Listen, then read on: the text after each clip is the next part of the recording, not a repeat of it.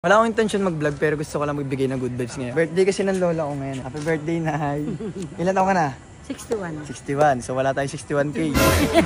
Gagala lang muna kami. Kakain lang sa labas. Wala naman special. Kumbaga, lagi naman special sa aking lola ko. Treat na muna natin siya. Kain lang tayo sa labas. Sige, ito bibigyan ng bulaklak. Tatay lang naman nagbibigay sa iyo. Sama ko mga kids. Siyempre mga kapatid ko yan. Panganay, sumunod. Then yung isa, gusto si Shane. Birthday niya. Tapos busog pala. Sinaganda sila doon. Hindi ko na kasi siya naabutan. Kaya sabi ko kain na lang kami sa labas. Para makasama ko lola ko. Para matreat ko siya. Pero kahit wala naman treat. Kahit makasama ko lang siya, safe na eh. Ayaw mo ko nga talaga kumain. Kahit konti. Busog na yung lolo ko kasi hindi na ako makain ng marami yan pagkagabi. Mayaman na yan. Ano, mayaman naman tayo sa pagmamahal. Siguro kung hindi lang problema yung pera na yun, hindi tayong masaya na yun, wala tayong problema. Hindi pa namatay sa tatay. Ano lang, mga pizza na lang, kakain ka. Mga pizza na lang ha. Pwede kahit mag-vlog ka pa. Pizza tayo ha. Pizza. Birthday na lolo ko, batiin. Happy birthday po. Thank you so much. Thank you pare. Thank you po. Ingat kayo palagi ha. Salamat ka na. Ano yan, follow mo na. Ito po. Ano? Kasalanan mo eh, may pinanganak kang malakas eh. Kaya buti na yung wala kang mahinang ipinanganak. Sobrang dami ko pinagdaanan na lahat. Pinalagang ko, sobrang tapang ko ah. Lakas ko suntukan sa amo ng buhay na pareho tayo no.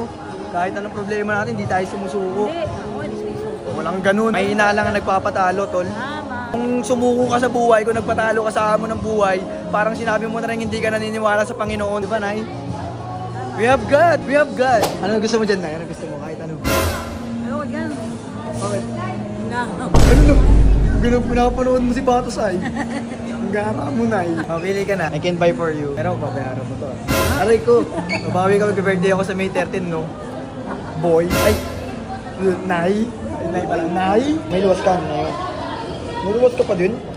Ayun yung inspiration ko guys kung bakit hindi ako napapagod araw-araw. Wala ako birthday niya, umulan, bumagyo. Actually, umulan, bumagyo ngayon. Pasok pa rin siya. Kaya mo pinagdarasal? Hindi ka naman nagdarasal ata bago matulog eh. Pinalimutan mo yung Diyos, mag-aaway tayo. Darasal ka bang? Okay, hindi.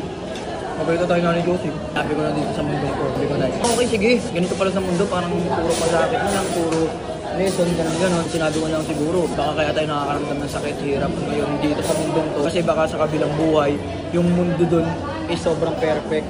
Diba? Kung unfair yung mundo na to, naniniwala ako na sa kabilang buhay mayroong perfect na mundo. Buhay na walang hanggan. Like, malay mo dun, magkakasama na tayo.